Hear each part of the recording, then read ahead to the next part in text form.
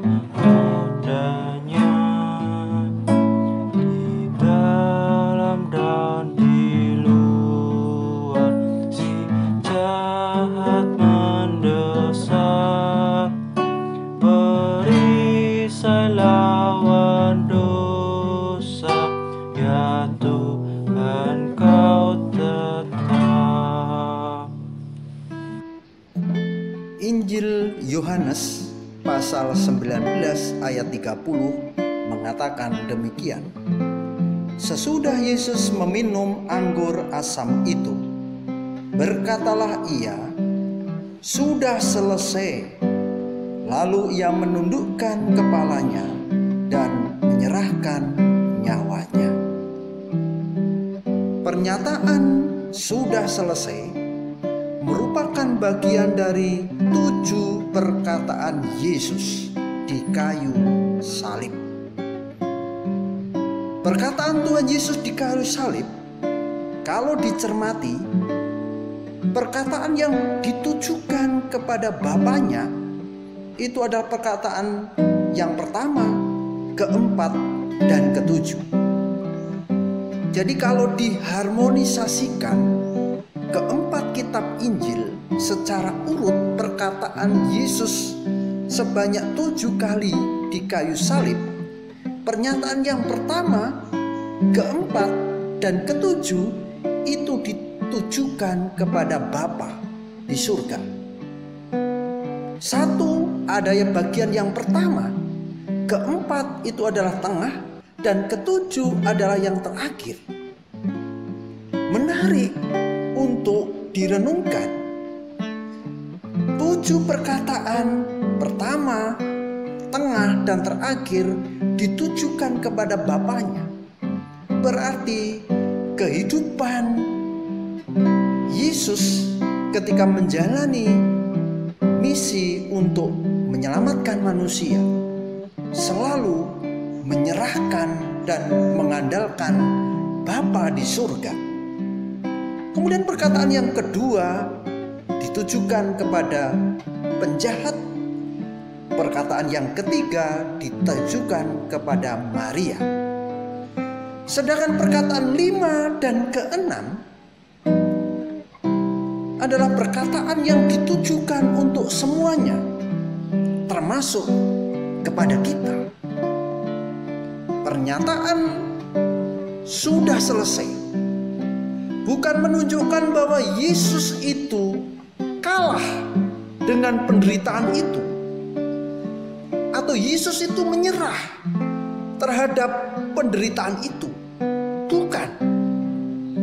Pernyataan sudah selesai ini yang dikatakan oleh Tuhan Yesus, yang merupakan bagian dari 7 perkataan Tuhan Yesus, menunjukkan bahwa misi yang dilakukan oleh Tuhan Yesus sudah selesai. Tentu kita tahu ketika Yesus menjadi manusia, selama hidupnya memberikan teladan yang luar biasa kepada kita selaku anak-anaknya. Kita tentu tahu bagaimana ketika dunia ini selalu punya kecenderungan ketika dibenci oleh orang lain dibalas dengan kebencian. Tetapi Yesus justru memberikan teladan yang luar biasa. Ketika kita dibenci, ketika kita dimusuhi, diminta untuk mengasihi, bahkan mendoakan.